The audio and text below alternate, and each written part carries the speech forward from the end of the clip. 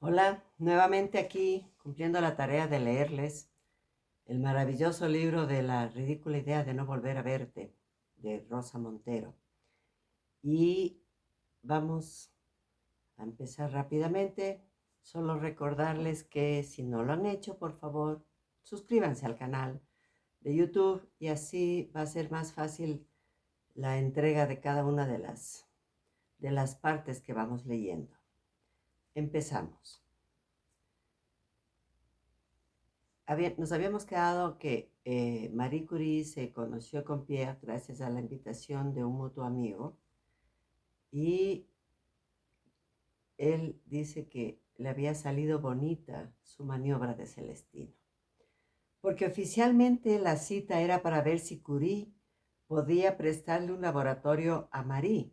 No pudo, pero sospecho que el polaco tuvo además una intuición con respecto a ellos y adivinó que esos dos amigos tan solitarios y tan extraños podían hacerse mucho bien estando juntos.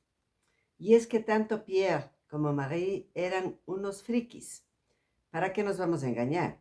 Ella pionera en todo. Era una extravagancia para la época. Pero es que él también resultaba de lo más rarito. A los 35 años todavía vivía con sus padres y estaba muy unido a su hermano, y esas eran las únicas personas con las que había intimado en toda su vida. Desde pequeño había sido un chico especial, tenía dificultades para pasar rápidamente de un asunto a otro y necesitaba concentrarse en temas aislados para poder entenderlos. Se considerara probado que padecía dislexia, como Einstein, y quizá también como Rutherford, otro premio Nobel de la época y directo competidor de los Curie.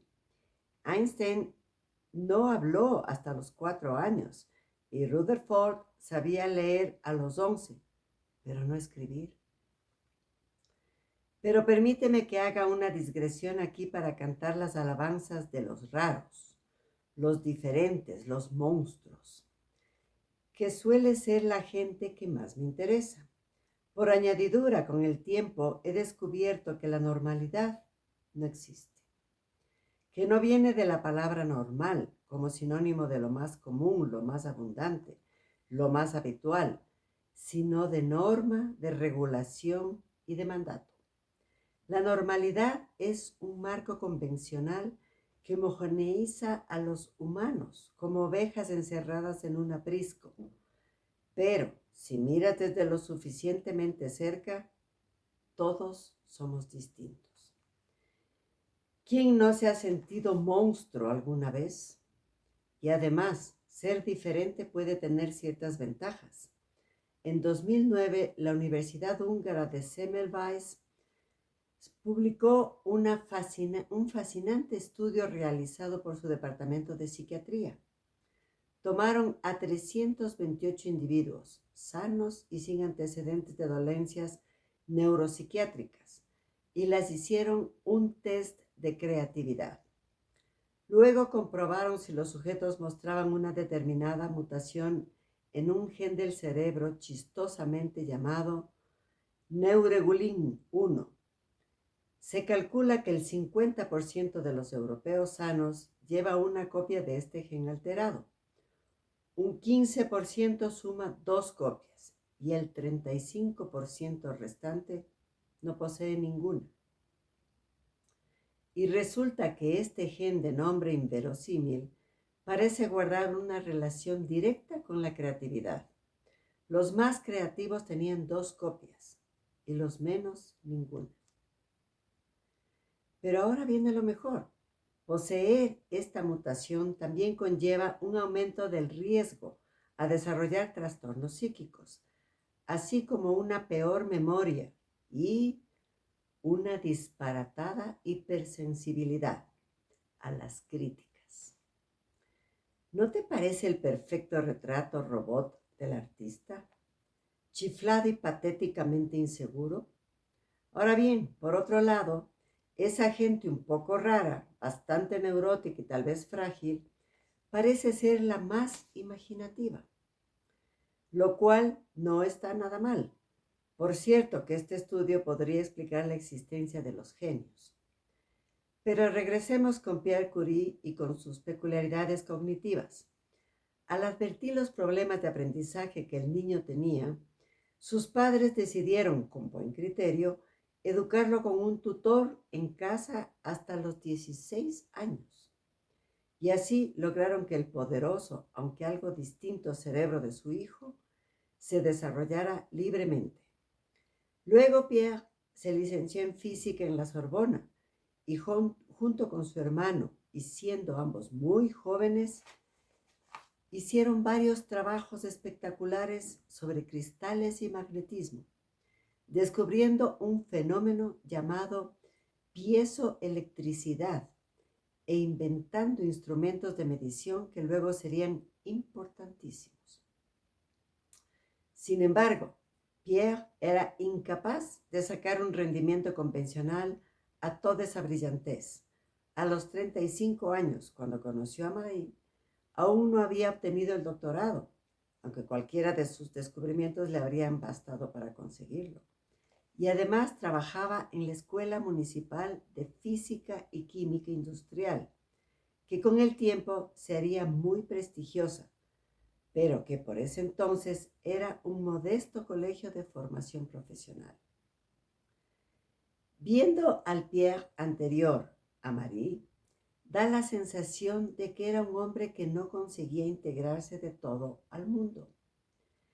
Ella fue su ancla con la realidad y, de hecho, enseguida le convenció para que por fin se sacara el doctorado. Lo que sí está claro es que lo suyo fue un flechazo, al menos para él. En verano de 1894, es decir, apenas un par de meses después de conocerse, Pierre le escribía a Marie que estaba en Varsovia, cosas como esta. Sería muy hermoso, aunque no me atrevo a creerlo, pasar la vida uno junto al otro, hipnotizados por nuestros sueños. Su sueño patriótico, nuestro sueño humanitario y nuestro sueño científico. De todos estos sueños, creo que solo el último es legítimo. Quiero decir que no está en nuestras manos cambiar el estado social y de no ser así, no sabríamos qué hacer. Y si actuáramos a la ligera, jamás tendríamos la certeza de no estar haciendo más mal que bien, al retrasar alguna evolución inevitable. Por el contrario, en el ámbito de la ciencia, podemos pretender hacer algo. Aquí el terreno es más sólido y cualquier hallazgo, por pequeño que sea, es una conquista. La carta me parece una maravilla, no solo por la genial manera de ofrecerle una vida en común, sino también por la increíble lucidez con que destripa el carácter cegador que pueden tener las utopías sociales. Y todo ello dicho un cuarto de siglo antes de la Revolución Rusa. Es el sereno análisis de una mente científica. Sin embargo, Marie se resistió durante todo un año a darle el sí. Casarse con Pierre supondría quedarse en París, y a Marie le angustiaba abandonar lo que ella consideraba su obligación, volver a Polonia y ser profesora allí junto a su padre. Hacer lo que se debe. Además, seguro que, después de la experiencia con Casimir, le asustaba doblemente entregarse a alguien. Muchas mujeres temen que sus necesidades emocionales puedan restarles independencia. Cuando tu independencia te ha costado tantísimo como le costó a Marie, tiendes a convertirte en una gallina clueca que, sentada sobre el pequeño huevo de su libertad, arrea picotazos a cuanto se acerca. Me ha sucedido incluso un poco a mí, pese a que mis circunstancias son infinitamente más favorables. Así que entiendo su miedo. Ahora bien, dicho todo esto y teniendo en cuenta la naturaleza secretamente volcánica de Marie, parecería que al principio no se enamoró de forma arrebatada de Curie, porque una pasión así, con lo ardiente que ella era, hubiera pasado por encima de las zarandajas de Polonia, del padre y de la independencia. Sin embargo, la relación, que quizá empezaba tibia y demasiado tranquila para el corazón guerrero de Marie, pronto se convirtió en una sólida y hermosa historia de amor. 4 años después de su boda, en 1899, Madame Curie confesó a Bronia: «Tengo el mejor marido que podría soñar. Nunca había imaginado que encontraría a alguien como él. Él es un verdadero regalo del cielo. Y cuanto más vivimos juntos, más nos queremos». Tenían muchas cosas en común.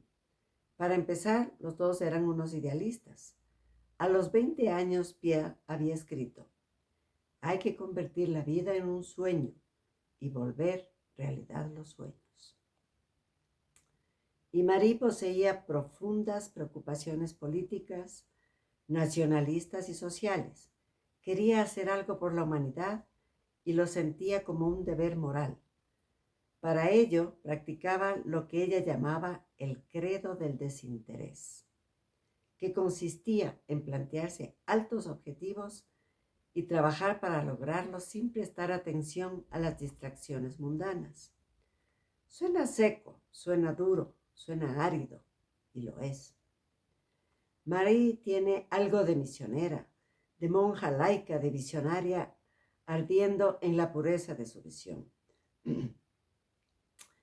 Esta parte, a lo Juana de Arco, es quizás la que menos me atrae de Marie Curie, pero seguramente era necesario ese núcleo incandescente de inmensa voluntad y duro sacrificio para conseguir todo lo que consiguió, teniendo en cuenta las enormes dificultades a las que se enfrentaba. Por otro lado, Marie era mucha Marie, y su formidable y compleja personalidad no podía quedarse reducida a un perfil tan constreñido, tan pobre, tan carente de refinamientos y placeres. Por ejemplo, siempre había flores frescas en su casa y amaba el campo. Hacer excursiones en bicicleta, ir de picnic, por no hablar de su pasión por la investigación científica, un placer en sí mismo. Además, creo que con el tiempo, Marie fue aprendiendo a vivir. En Navidad de 1928 escribió una carta a su hija Irene que decía: «Cuanto más se envejece, más se siente que saber gozar del presente es un don precioso, comparable a un estado de gracia». Así que Marie también sabía hablar de gozo, lo cual no me extraña, porque la intuyo carnal y sensual por debajo de su aspecto astringente y su ceño casi siempre fruncido. Dice en su diario: «Tus labios, que yo solía decir eran exquisitos, están pálidos, descoloridos. Tu barbita canosa, apenas se ve tu pelo, porque la herida empieza justo ahí y podría verse el hueso superior de la derecha de la frente levantado. Qué golpe ha sufrido tu pobre cabeza, que yo acariciaba tan a menudo tomándola en mis manos. Y en una vez más te besé, los párpados que tú cerrabas tan a menudo para que yo los besara. Me ofrecías la cabeza con un movimiento familiar que recuerdo hoy y que veré difuminarse en mi memoria. Ya el recuerdo es confuso e incierto. Cuánta piel, cuánto roce, cuánto deleite en el cuerpo del otro y en estas líneas, y cuánta desesperación por haberlo perdido. Y es cierto, la memoria es traidora, débil, mentirosa, sobre todo la memoria visual, que se desintegra como una tela podrida a poco que la uses. Claro que luego está la memoria involuntaria. Me refiero a la memoria prusiana, esa que evocan a las Magdalenas por carambola. Es extraordinario, porque cuando se te muere alguien con quien has convivido mucho tiempo, no solo te quedas tú tocado de manera indeleble, sino que también el mundo entero queda teñido, manchado, marcado por un mapa de lugares y costumbres que sirven de disparadero para la evocación, a menudo con resultados tan devastadores como el estallido de una bomba. Y así, un día estás viendo con toda tranquilidad una revista, cuando das la vuelta a una página y ¡zas! Te das de bruces con la fotografía de una de las maravillosas iglesias de madera medievales de Noruega. Sí, aquellas increíbles construcciones rematadas por dragones que más parecían salidas de un pasado vikingo que del cristianismo. Y tú has estado ahí con él en aquel viaje a Noruega delicioso. Estuvisteis justamente allí, ante esta bellísima iglesia de Borgund, absortos, entusiasmados y felices, juntos, vivos. ¡Bum! Estalla la bomba del recuerdo en tu cabeza, o quizás en tu corazón o en tu garganta. Puro terrorismo emocional.